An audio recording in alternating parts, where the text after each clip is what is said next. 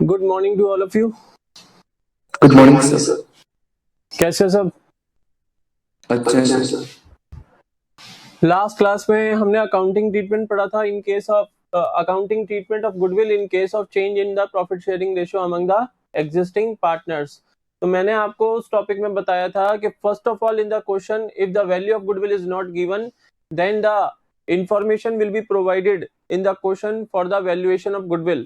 On the basis of that information, first of all we have to calculate the value of goodwill on the date of change in the profit sharing ratio. ध्यान रखना, you must be aware कि अगर question में किसी और particular date की goodwill given है other than the date on which the profit sharing ratio among the existing partners has changed, तो आपको उस गुडविल को कंसिडर नहीं करना है। हमें उस डेट पर फर्म की गुडविल कैलकुलेट करनी है जिस डेट के ऊपर पार्टनर्स के प्रॉफिट शेयरिंग रेशियो चेंज हुए हैं। इस चीज को ध्यान में रखना। ट्रिकी क्वेश्चंस डेवलप होते हैं एग्जाम में और वो 5 डेज अर्लियर या 10 डेज लेटर की आपको गुडविल दे देंगे और आप उसके बेसिस पे अगर क्वेश्चन करिए है तो क्वेश्चन गलत हो जाएगा। ध्यान रखना इस चीज को।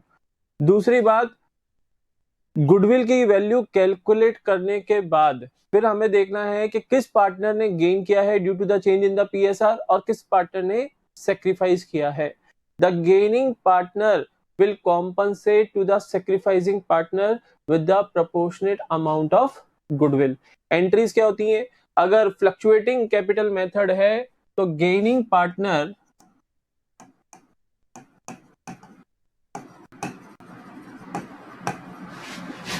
Capital account oblique current account debit to sacrificing partner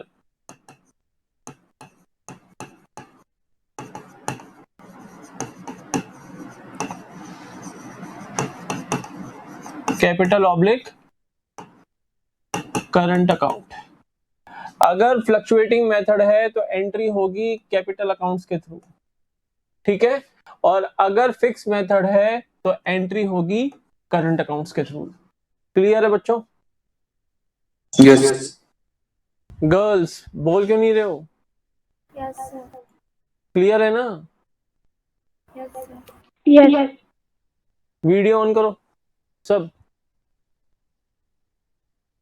video on करो अपने। बहुत दिन हो गए तुम्हें देखा नहीं मैंने। हाँ बाकी सब भी करो, वीडियो ऑन करो। बहुत दिनों से देखे दर्शन नहीं किए तुम्हारे मैंने। गर्ल्स मेरी मैम। हाँ शाबाश। हाँ जी ईशा एंड भूमि। लैपी है। तुम्हारे पास भी लैपी है भूमि? Yes sir. तो लैपी का कैमरा तो वर्क कर रहा होगा ना? सर उसका कैमरा सही नहीं। अरे सुबह सुबह कन्याओं के दर्शन हो जाए अच्छा होता है दिन है। बोलो। तो इस टॉपिक में कोई प्रॉब्लम हो तो बोलो। नो कोई प्रॉब्लम नहीं है। इलिस्ट्रेशन नंबर 17 हमने कर लिया था, अब हम करेंगे इलिस्ट्रेशन नंबर 18। ठीक है। इलिस्ट्रेशन नंबर 18 में है PQ and R are partners sharing profits equally. They decided that in future R will get 1/5 share in the profits. On the day of change, firm's goodwill is valued at ₹3 lakh. Make the necessary journal entry. Value of goodwill हमें इस question में given है। हमें question में value of goodwill already given है on the date of change in the PSR। तो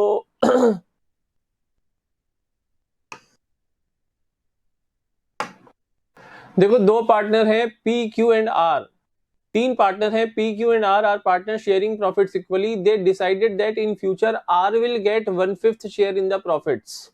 पहले इनका ओल्ड रेशो था PQ and R, old ratio था 1:1:1। ये तो था ओल्ड रेशो, ठीक है। उसके बाद उन्होंने डिसाइड किया कि इन future R will get 1/5 share. New ratio हमें बनाना है मुझे बताओ अगर R 1/5 शेयर ले रहा है तो P और Q का रेशो क्या आएगा? अगर टोटल प्रॉफिट्स है 1 rupees, assume the total profit is ₹1, तो R कितना ले रहा है? 1/5, तो रिमेनिंग Yes, sir. प्रॉफिट्स कितना रह गए? 4/5। Yes, sir. ये क्या है? Remaining profits.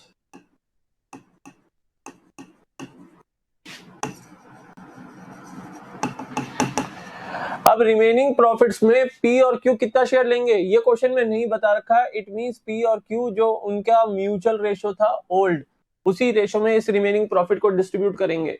ये हम अज्यूम करके चलते हैं, यही अज्यूम किया जाएगा क्योंकि ये नहीं बता रखा कि P और Q फ्यूचर में कितना शेयर लेंगे प्रॉफिट में।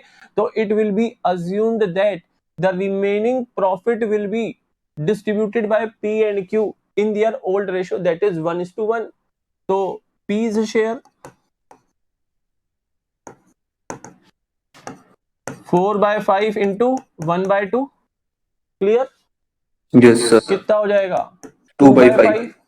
और सेम रेशो Q का भी आ जाएगा, Q's share remaining profit 4/5 into 1/2 यानी 2/5। अब न्यू रेशो कितना बन गया? यानी 2:2:1, ये हो गया आपका न्यू रेशो।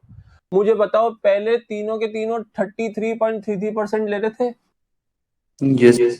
भाई, out of 3 rupees 1 rupees each ले रहा था, तो 33.33% ले रहे थे तीनों। अब ये तो 40% ले रहा है, 5 में से 2 रुपीज ले रहा है तो 40% इसका, 40% इसका, और ये केवल 20% ले रहा। इट मींस जो हमारा आर है वो तो सेक्रीफाइस कर रहा है, Yes. और पी और क्यू दोनों गेन कर रहे हैं। Yes. क्लियर है ना? Yes, sir. गर्ल्स बोला करो, क्लियर है ना ये चीजें? ये चैप्टर खत्म होने वाला है इस वीक के अंदर, Yes. और सेम चीजें नेक्स्ट चैप्टर में आएंगी, इसलिए पूछ रहा हूं मैं बार बार। अब कैलकुलेट करो गेन और सेक्रीफाइस। तो गेन किस केस में? पी के केस में और क्यू के केस में। गेन निकालना है तो न्यू रेशो 2/5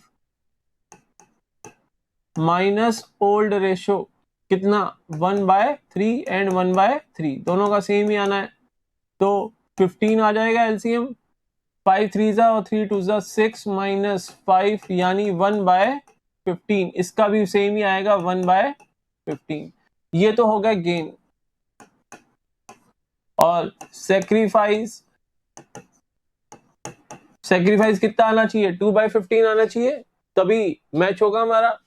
तो सेक्रीफाइस निकालना है तो 1/3 माइनस 1/5, ये किसके केस में आएगा? आर के केस में सेक्रीफाइस आएगा।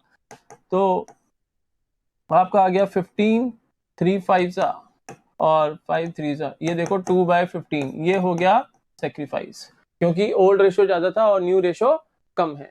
क्लियर है? यहां तो कोई डाउट? Yes. अब वैल्यू ऑफ गुडविल है फर्म की 3 लाख रुपीज, तो 3 लाख का 2/15,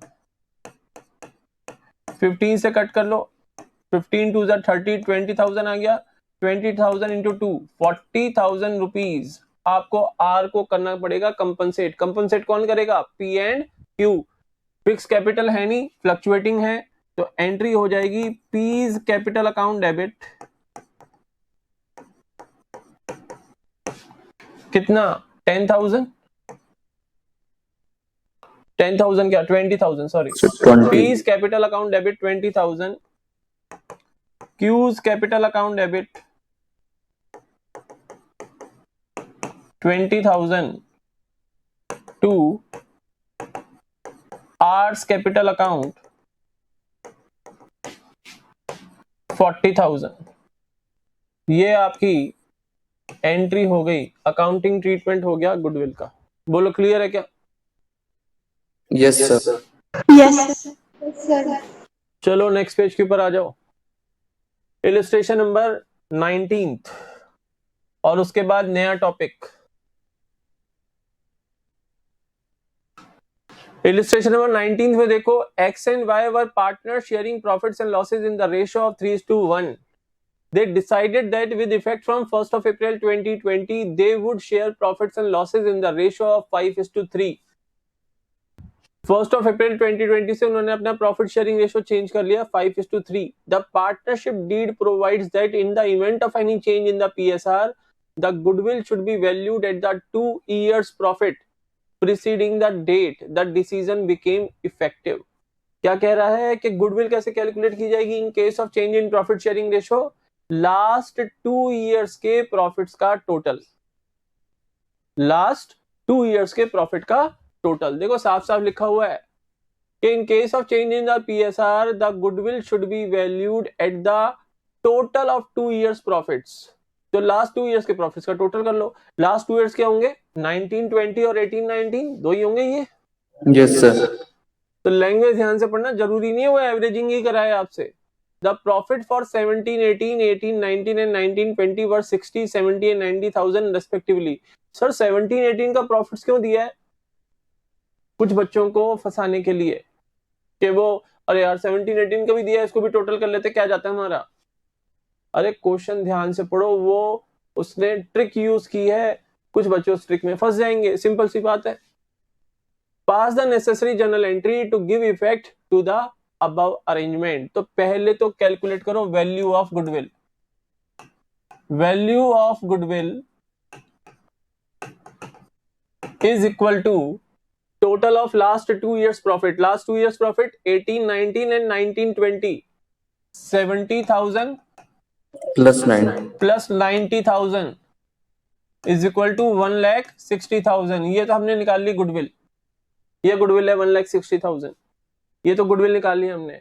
अब देखो कौन पार्टनर गेन कर रहा है और कौन सेक्रीफाइस कर रहा है. दो पार्टनर हैं एक्स वाई.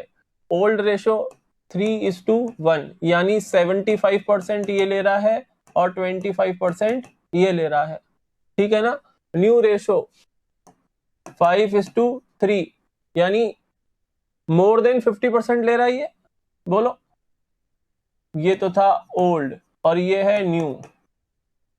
न्यू में आउट ऑफ 8 अगर ये कितना लेता, 6 रुपीज लेता तो 75% होता. Yes sir. लेकिन ले रहा है 5 यानी ये क्या कर रहा है? सेक्रीफाइस. और ये 2 रुपीज लेता तो इसका 25% होता, लेकिन ये ले रहा है 3 रुपीज. इट मींस ये कर रहा है गेन. मैं आपको परसेंटेज की बेसिस पे सिखा रहा हूं इस चीज को, ताकि आप कम से कम इमीडिएटली ये क्वेश्चन पढ़ने के बाद जब उनके ओल्ड एंड न्यू रेशियो देखोगे तो आप वर्बली अगर ये चेक कर लेते हो कि कौन सेक्रीफाइस कर रहा है और कौन गेन कर रहा है, तो फिर फटाफट जो आपके फॉर्मूलाज हैं सेक्रीफाइसिंग और गेनिंग रेशियो निकालने के, उनको अप्लाई करके आप इमीडिएटली काम कर लो फटाफट. कहीं ऐसा ना हो कि भाई हम पहले चेक करेंगे ऐसे बच्चों की तरह से, बिल्कुल छोटे बच्चों की तरह से कि 3/4 माइनस 5/8. अब अगर ये पॉजिटिव आ रहा है तो सेक्रीफाइस है, क्योंकि ये ओल्ड रेशियो है, ये ओल्ड रेशियो है और ये है न्यू रेशियो. तो ओल्ड माइनस न्यू अगर पॉजिटिव आ रहा है तो सेक्रीफाइस है और अगर नेगेटिव आ रहा है तो गेन है. हम तो सर पहले ऐसे करके देखेंगे. मैं कोशिश कर रहा हूँ ये प्रैक्टिस डेवलप करने की आप लोगों के साथ. अगर ये प्रैक्टिस आप लोगों की डेवलप हो जाती है तो बहुत अच्छी पोजीशन में आ जाओगे. बोलो, ये चीजें समझ में आ रही है बच्चों? Yes sir. Yes sir. तो इसने तो सेक्रीफाइस किया है तो निकाल लो. अब तो मैंने लिख ही लिया यहाँ पर सेक्रीफाइस बाय एक्स. कितना आएगा? 8 आ जाएगा एलसीएम. 4 2 8 2 3 6 माइनस 5 यानी 1/8. अब जितना सेक्रीफाइस उतना ही गेन होना चाहिए. Gain by Y. ये ध्यान रखना, जितना सेक्रीफाइस उतना ही गेन आना चाहिए. अदरवाइज कुछ गलतियां कर चुके हो आप. अगर नहीं आ रहा तो वो गेन के केस में न्यू रेशियो बड़ा होगा. 3/8 माइनस 1/4. 8 एलसीएम ले लो. 3 माइनस 2 1/8. ये देखो sacrifice is equal to gain. बढ़ो आगे. जब ये चीज मैच हो गई ना, फिर अपने सॉल्यूशन में आगे बढ़ो. अगर ये चीज मैच नहीं हो रही तो बढ़ने की कोशिश भी मत करना सॉल्यूशन में आगे. पहले इस चीज को करेक्ट करो, कहाँ गलतियां की हैं आपने. नहीं तो आगे का क्वेश्चन पूरा खराब है, उसके कोई नंबर नहीं मिलने वाले आगे के क्वेश्चन के. भले ही कितने पेज का हो, आगे 2 पेज का सॉल्यूशन हो, उस सॉल्यूशन के आपको कुछ मार्क्स नहीं मिलेंगे अगर इस लेवल को ठीक नहीं करोगे तो आप। ठीक है, ध्यान रखोगे ये Yes, चीजें। sir. आगे बढ़ो। हमारी गुडविल है 1,60,000 रुपए। 1/8 सेक्रीफाइस किया है एक्स ने और 1/8 गेन किया है वाई ने, तो वाई कॉम्पनसेट करेगा एक्स को। कितना करेगा? 20,000 रुपीज। Yes, 1/8 of rupees 1,60,000। तो एंट्री हो जाएगी, जर्नल का फॉर्मेट बनाएंगे।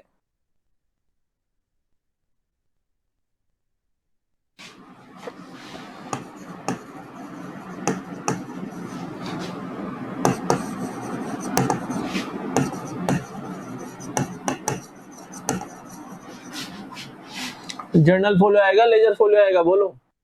Ledger folio. क्या आएगा? जर्नल फोलियो या Ledger folio. Ledger folio?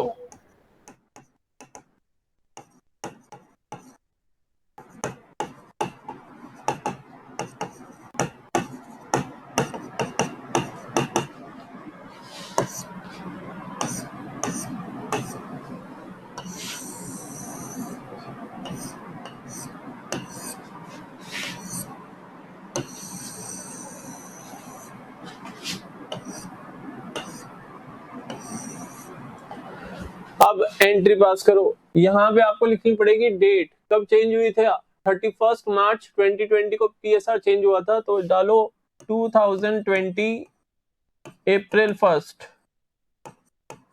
अगर ये फॉर्मेट बनाए बिना आपने एंट्रीज पास कर दी ना, तो फॉर्मेट के भी मार्क्स काटता है, आरबीएससी भी काटता है और सीबीएसई भी काटता है। इसलिए ध्यान रखना, फॉर्मेट बनाने में इतना टाइम नहीं लगता और आपको स्केल यूज करने की जरूरत नहीं है। आपके हाथ ही आपकी स्केल है, ये हैबिट डेवलप करो। तो गेन किसे किया था? वाई ने। Yes, sir. Y is capital account debit.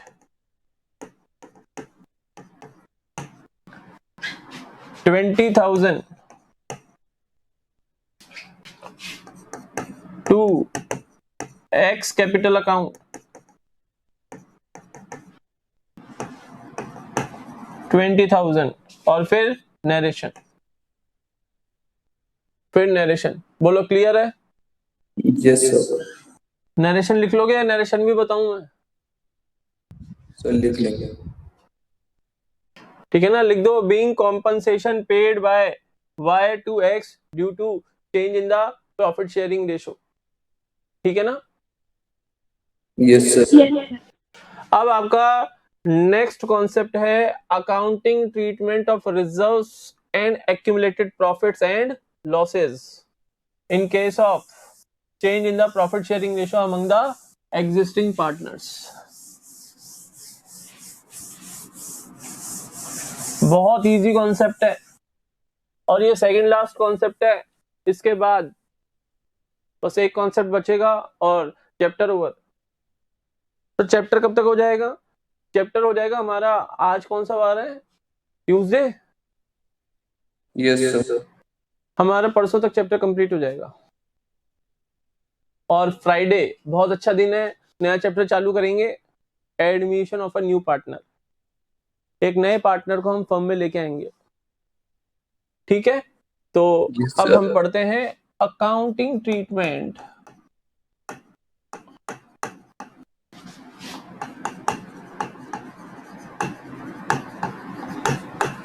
of reserves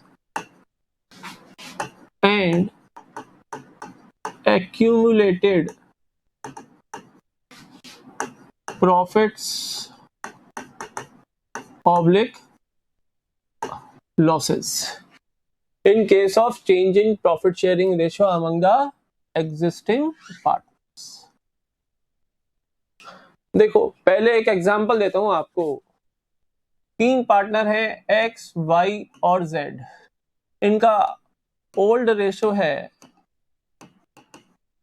1:1:1। Story सुनना आराम से। और इन्होंने 1 अप्रैल 21 को ये डिसाइड किया कि now they will share in future the profits oblique losses of the firm in the ratio of 3:2:1। यानी पहले तो तीनों इक्वल पार्टनर्स थे और from 1st of April 21 onwards they will share the profits oblique losses of the firm in the ratio of 3:2:1, यानी अब X share of profit ज्यादा लेगा, Yes, sir. Y का तो सेम ही लेवल है, पहले भी 33.33% ले रहा था, अभी भी 33.33% ले रहा है, और Z हमारा सेक्रीफाइस कर रहा है। मुझे बताओ बिफोर 1st of April 21 यानी अप टू 31st March 21 इन्होंने फर्म के अंदर जो भी प्रॉफिट्स या लॉसेस जनरेट किए और उन्होंने वो आपस में डिस्ट्रीब्यूट नहीं किए, उन्होंने फर्म के एक्सपेंशन के लिए, फर्म के बिजनेस को आगे बढ़ाने के लिए, मान लो पहले केवल जयपुर में वर्क कर रहे थे, वो कह रहे थे अब एक ब्रांच हम अपनी अजमेर में भी ओपन करते हैं, एक ब्रांच हम सीकर साइड ओपन करते हैं, इस टाइप से उन्होंने एक्सपेंशन के प्लान बना रखे थे, और उसके लिए कुछ प्रॉफिट्स इन्होंने सेट असाइड कर रखा था। इस प्रॉफिट को इन्होंने पास्ट में डिस्ट्रीब्यूट नहीं किया आपस में कि भाई प्रॉफिट्स पड़े रहने दो, फर्म के अंदर ही पड़े रहने दो, हम आपस में बांट लेंगे, तो भाई फिर हम ड्रॉइंग्स करके ले जा सकते हैं। राइट होता है पार्टनर को क्या आउट ऑफ प्रॉफिट वो ड्रॉइंग्स कर सकते हैं अपने पर्सनल पर्पस के लिए, यस और नो? Yes, sir. तो बजाय इस प्रॉफिट को फर्म के बिजनेस से बाहर ले जाने के, बेटर है इस प्रॉफिट को अभी फर्म में रखो, ताकि फ्यूचर में अगर कोई अनसर्टिनिटीज अकर हो गई तो उन अनसर्टिनिटीज को भी फेस करने के लिए हमारे पास कुछ फाइनेंशियल सपोर्ट रहे, इसलिए उन्होंने ये प्रॉफिट्स बिजनेस में ही बनाए रखे। मुझे बताओ कि जब प्रॉफिट शेयरिंग रेशियो चेंज होगा, मान लो पास्ट 10 ईयर से फर्म चली आ रही है और फर्म के पास 9 लाख रुपीस के एक्यूमुलेटेड प्रॉफिट्स या रिजर्व्स पड़े हुए हैं, ये 9 लाख रुपीस के हैं, तो 9 लाख रुपीस में तो एक्स वाई और जेड का तीनों का इक्वल शेयर होना चाहिए, 3 लाख रुपीस, क्योंकि ये पास्ट में उन्होंने कमाया। Yes. लेकिन केवल प्रॉफिट शेयरिंग रेशियो चेंज हो जाने से अब इनका प्रॉफिट शेयरिंग रेशियो हो जाता है 3:2:1। तो मुझे बताओ न्यू रेशियो के अकॉर्डिंग अगर ये रिजर्व्स और एक्यूमुलेटेड प्रॉफिट से फर्म में बनाए रखते हैं तो न्यू रेशियो के अकॉर्डिंग तो एक्स कितना लेगा? एक्स कहेगा अब मैं लूंगा 4,50,000 रुपए 9 लाख में से। वाई क्या कहेगा? भाई मुझे तो पहले भी 3 लाख रुपए मिल रहे थे, अब भी 3 ही मिलेंगे। और जेड का क्या हो गया? जेड को प्रॉब्लम हो गई भाई, अब उसको केवल 1,50,000 रुपए मिलेंगे according to the new profit sharing ratio. तो मुझे बताओ जेड का 1,50,000 कौन ले गया? एक्स ले गया according to the Yes, sir. तो ये तो क्या ये जस्टिफाइबल बात है कि केवल एक पीएसआर चेंज होने से एक पार्टनर का 1.5 लाख रुपए दूसरे पार्टनर के पास जा रहा है? ये गलत है ना Yes, sir. भाई? ये जो 9 लाख रुपए इन्होंने इकट्ठे किए प्रॉफिट के, ये तो इनके पास्ट एफर्ट्स है ना, तो पास्ट एफर्ट्स का रिजल्ट है ये तो 9 लाख रुपए। तो इसलिए जब एग्जिस्टिंग पार्टनर्स के प्रॉफिट शेयरिंग रेशियो चेंज होते हैं और if out of them any one partner is gaining some share of profit of any other partner, then in such a case on the date of change in the profit sharing ratio among the existing partners, if there are any reserves and accumulated profits oblique losses, then such accumulated profits oblique losses should be adjusted among the partners। वो partners में adjust कर देने चाहिए। देखो दो method है यहाँ पर, इनको एडजस्ट कैसे करेंगे? There are 2 methods. Accounting treatment यहाँ पर केवल एक नहीं है, 2 अकाउंटिंग ट्रीटमेंट है।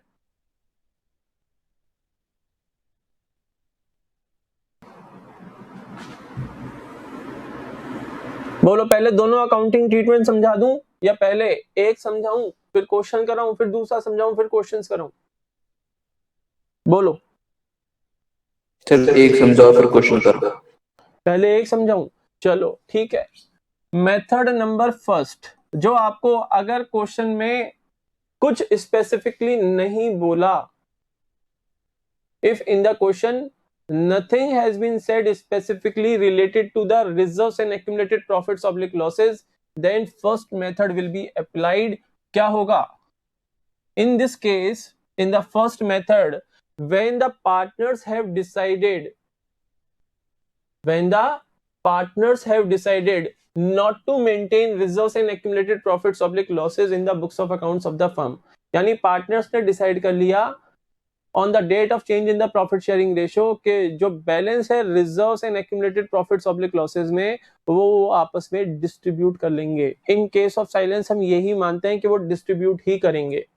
तो देखो बुक में भी लिखा हुआ है case 1 when reserves and accumulated profits oblique losses are to be transferred to the capital accounts और current accounts of the partners. By default हम यही ट्रीटमेंट करते हैं जब तक क्वेश्चन में वो ये ना कहे कि पार्टनर्स ने ये डिसाइड किया है कि जो reserves and accumulated profits oblique losses हैं वो फर्म की बुक्स में वो फ्यूचर में भी मेंटेन करना चाहते हैं। अगर वो लिख दिया है तो वो हो जाएगा सेकंड केस। अभी हम बात करें फर्स्ट केस की, जब पार्टनर्स ने ये डिसाइड कर लिया कि balance of reserves and accumulated profits oblique losses will be transferred to partners capital oblique current account, that is those balances of accumulated profits oblique losses will be distributed among the partners, वो partners में distribute कर दिए जाएंगे। तो इस case में क्या होगा, केस नंबर 1 में जो बेटा एक्यूमुलेटेड प्रॉफिट्स ऑब्लिक लॉसेस हैं, मान लो 9 लाख रुपीस के तो प्रॉफिट्स थे, ये तो एक्यूमुलेटेड प्रॉफिट्स थे,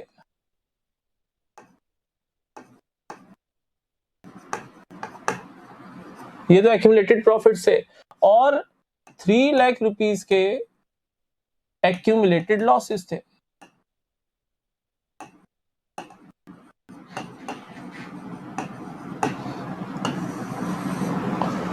तो अकाउंटिंग ट्रीटमेंट कैसे करेंगे, ध्यान रखना, whatever balance of accumulated profits are there will be distributed among the partners in their old ratio, क्योंकि ये पास्ट पीरियड को बिलोंग करते हैं जब प्रॉफिट शेयरिंग रेशियो था 1:1:1।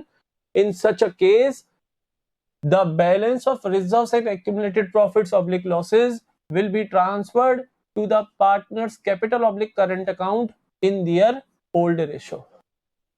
बोलो समझ में आ रही है बात, जस्टिफाइएबल लग रहा है कि भाई अगर हम 1 अप्रैल 2021 से पीएसआर चेंज कर रहे हैं तो केस नंबर 1 या method number 1 in case of accounting treatment of reserves and accumulated profits oblique losses, case number 1 के पार्टनर्स उस डेट के ऊपर जो एक्यूमुलेटेड प्रॉफिट्स या लॉसेस होंगे फर्म के अंदर वो आपस में डिस्ट्रीब्यूट कर लेंगे इन देयर ओल्ड रेशो, क्योंकि वो उनके पास्ट एफर्ट्स का रिजल्ट है और पास्ट में उनका पीएसआर था 1:1:1 as per given in the question.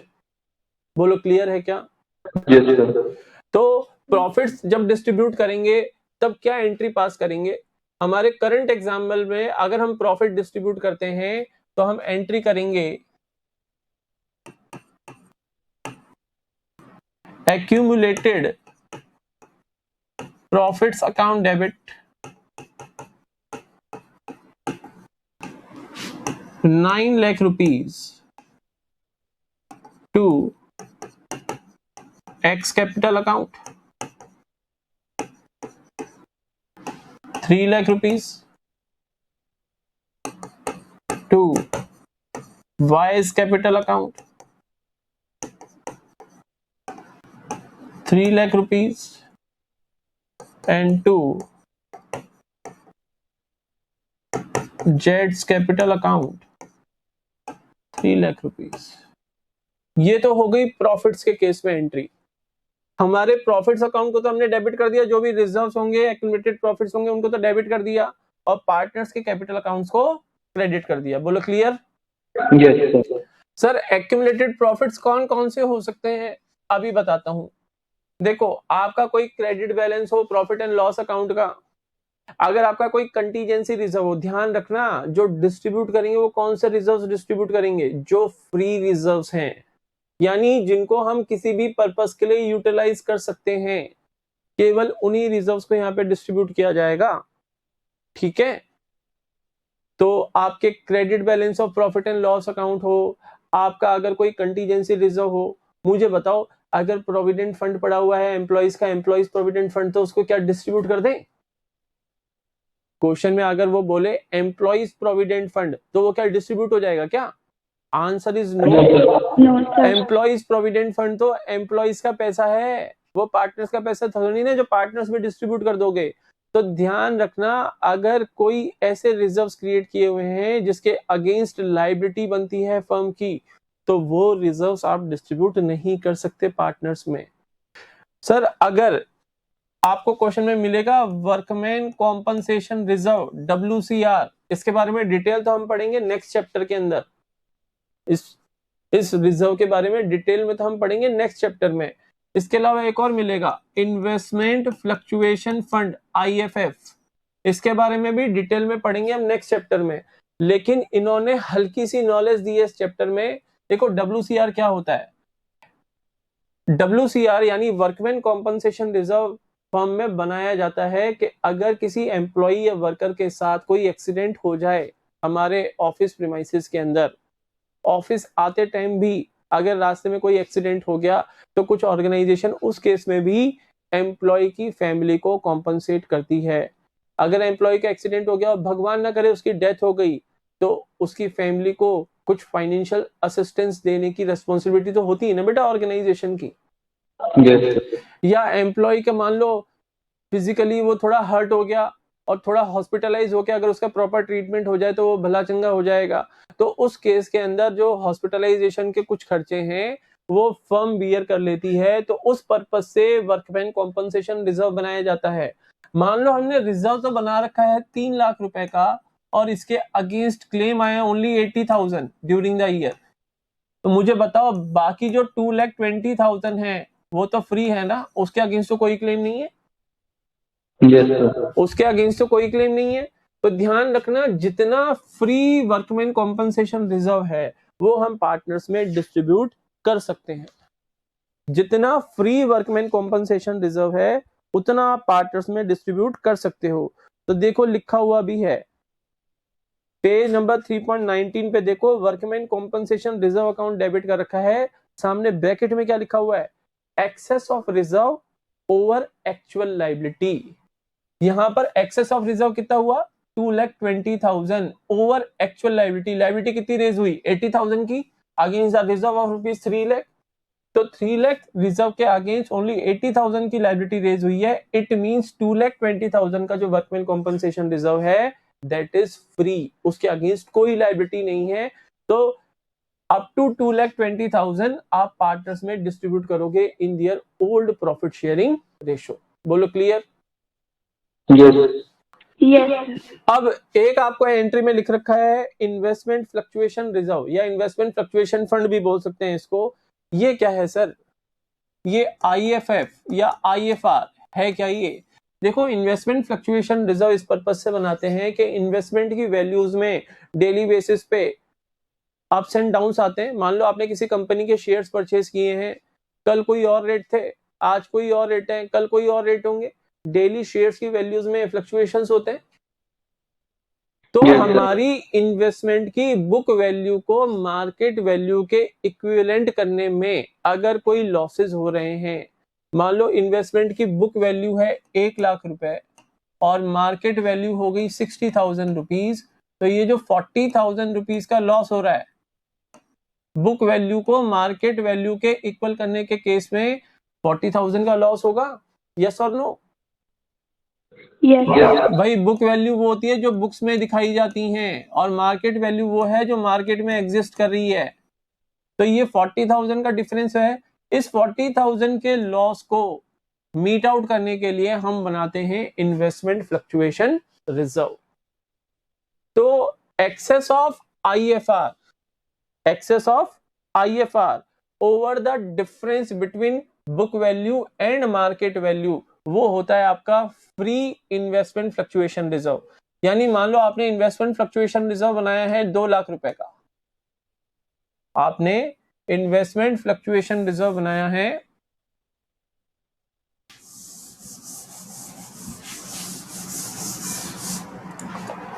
हमने IFR बना रखा है 2 लाख रुपीस का और हमारी इन्वेस्टमेंट की बुक वैल्यू ऑफ इन्वेस्टमेंट, ये सब क्वेश्चंस में गिवन होंगी चीजें आपको। मान लो बुक वैल्यू है 1 लाख रुपीस और मार्केट वैल्यू ऑफ इन्वेस्टमेंट्स आपको दे रखी हैं 60,000 रुपीज। तो बताओ बुक वैल्यू को मार्केट वैल्यू के इक्विवेलेंट लाने के लिए हमें क्या करना पड़ेगा? 40,000 का लॉस बियर करना पड़ेगा। भाई हमारी असेट की वैल्यू डाउन हो रही है तो लॉसेज ही तो हो रहे हैं बेटा हमें। तो 40,000 के इस लॉस को बियर करने के लिए हमने क्योंकि आईएफआर बना रखा है तो बेटा 2 लाख में से 40,000 आईएफआर यूज हो जाएगा। ये लॉस हम आईएफआर अकाउंट में डेबिट करेंगे। बैलेंस आईएफआर जो बचा है हमारे पास 1,60,000 ये फ्री रिजर्व है। तो इसलिए आगे ब्रैकेट में लिख रखा है excess of investment fluctuation reserve over the difference between the book value and market value. Sir अगर मार्केट वैल्यू इंक्रीज कर जाए तो, अगर मार्केट वैल्यू 1 लाख की जगह 1,40,000 हो जाए तो बेटा नेक्स्ट चैप्टर में पढ़ेंगे। अभी थोड़ा यहाँ पर रेस्ट दो अपनी स्क्वेरी को कि अगर मार्केट वैल्यू बढ़ गई तो फिर क्या करेंगे, या हो सकता है मैं इसी चैप्टर में ये हम पढ़ेंगे नेक्स्ट टॉपिक में revaluation of assets and reassessment of liabilities. वहां पे पढ़ेंगे कि अगर मार्केट वैल्यू रेज कर गई तो फिर क्या होगा। ये इसी चैप्टर में नेक्स्ट कॉन्सेप्ट के अंदर हम पढ़ेंगे। ठीक है, तो इन case of profits accumulated profits entry मैंने आपको समझा दी कि हमें फ्री रिजर्व्स अकाउंट डेबिट करने पड़ेंगे और पार्टनर्स के कैपिटल अकाउंट्स आप क्रेडिट करोगे in their old profit sharing ratio. किस केस में? Case number 1 when the balance of reserves and accumulated profits are to be transfer to partners capital oblique current account. बोलो इतना समझ में आ गया? सर अगर लॉसेस होंगे तो एक्यूमुलेटेड लॉसेस, मुझे बताओ एक्यूमुलेटेड लॉसेस के नाम क्या होंगे? Debit balance of profit and loss account हो सकता है, बोलो हो सकता है? हाँ सर हो सकता है। सर डेफर्ड रेवेन्यू एक्सपेंडिचर भी हो सकते हैं क्योंकि वो हमारी क्या होती है, नॉमिनल असेट्स हैं वो तो हमारी। भाई डेफर्ड रेवेन्यू एक्सपेंडिचर क्या है? नॉमिनल असेट्स है यानी फिक्टिटियस असेट्स है। तो अगर कोई आपकी फिक्टिटियस असेट्स हैं फर्म की बुक्स में जैसे debit balance of profit and loss account, ठीक है, उसके अलावा कोई आपने हैवी एडवर्टीजमेंट एक्सपेंडिचर किए थे तो वो भी हमारे क्या है, एक्यूमुलेटेड लॉसेस हैं। उनको पार्टनर्स में उनके ओल्ड रेशो में डिस्ट्रीब्यूट करेंगे। तो एंट्री क्या होगी? Partners capital account debit. जैसे हमारे 3 पार्टनर थे, एक्स कैपिटल अकाउंट डेबिट, अब लॉस दे रहे हैं तो कैपिटल अकाउंट डेबिट होंगे ना। वाई कैपिटल अकाउंट डेबिट, जेड्स capital account debit, to profit and loss account ये होगा आपका डेबिट बैलेंस होगा, तब ये ऐसे डिस्ट्रीब्यूट होगा, debit balance of profit and loss. और 2 advertisement suspense account,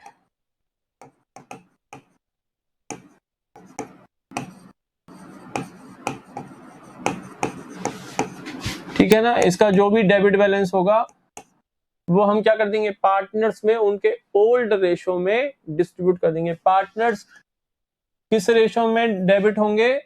old ratio में डेबिट होंगे। ओल्ड रेशो में ये अमाउंट, एक तो प्रॉफिट एंड लॉस का डेबिट बैलेंस और जो एडवर्टीजमेंट सस्पेंस अकाउंट का जो डेबिट बैलेंस है ये पार्टनर्स में उनके ओल्ड रेशो में डेबिट होगा। बोलो क्लियर है? yes, तो बेटा ये बुक में से पढ़ लेना, बाकी कोई दिक्कत होगी नहीं इस कॉन्सेप्ट के अंदर। ये था केस नंबर 1। चलो एक क्वेश्चन करते हैं, इलिस्ट्रेशन नंबर 20। आओ एक क्वेश्चन करते हैं। इलिस्ट्रेशन नंबर 20 में हमें दे रखा है X, Y and Z are partners sharing profits in the ratio of 4:3:2. From April 1st, 2017, they decided to share the profits equally. On that date, their books showed the following items: profit and loss account, credit balance. अगर ये bracket में credit नहीं भी लिखता ना तो भी हम इसको क्रेडिट ही मानते, नहीं भी लिखता तो भी क्रेडिट मानते। Journal reserve, WCR, advertisement suspense account, आगे ब्रैकेट में लिख रहा है डेबिट। सर अगर यहाँ डेबिट नहीं लिखा होता तो भी डेबिट ही मानते बेटा। Advertisement suspense account, advertisement expenditure कर रखे हैं आपने तो वो तो एक्सपेंसेस हैं तो डेबिट ही होंगे ना। Record the necessary journal entries, बोलो क्या आपको क्वेश्चन में ये स्पेसिफिकली बोला कि partners have decided to transfer the balances of these accounts to their capital oblique current accounts? क्या ये लिखा है क्वेश्चन में? नो, क्योंकि in case of accounting treatment of reserves and accumulated profits and oblique losses हमें case number 1 का ही treatment by default करना होता है। केस 2 जो हम नेक्स्ट क्लास में पढ़ेंगे वो हम तब करेंगे जब क्वेश्चन में स्पेसिफिकली वो चीज वो बोलेगा कि पार्टनर्स ने ये डिसाइड किया है कि ये बैलेंसेस वो फ्यूचर में भी बुक्स में मेंटेन करना चाहते हैं, तब क्या ट्रीटमेंट होगा वो तभी करेंगे जब क्वेश्चन में स्पेसिफिकली बोलेगा। अदरवाइज जो एक्यूमुलेटेड प्रॉफिट्स ऑब्लिक लॉसेस हैं उनको हम बाय डिफॉल्ट पार्टनर्स में उनके ओल्ड रेशो में हम डिस्ट्रीब्यूट कर देंगे। तो यहां पर ओल्ड रेशो क्या है बच्चों? 4:3:2 4:3:2 4:3:2। ये एक्स, वाई और जेड। हमारे बताओ फ्री रिजर्व कौन कौन से हैं? एक तो profit and loss account, credit balance, general reserve और WCR। WCR के अगेंस्ट कोई क्लेम है क्या क्वेश्चन में? Answer is no, there is no claim, no claim. तो पूरा का पूरा फ्री रिजर्व है। बात दो, पहली entry profit and loss account debit, ध्यान रखना आपको पूरा फॉर्मेट बनाना पड़ेगा जर्नल का। और डेट क्या है? 1 अप्रैल 17। ये एंट्रीज कब होंगी? 1 अप्रैल 17 को। तो profit and loss account debit, journal reserve account debit,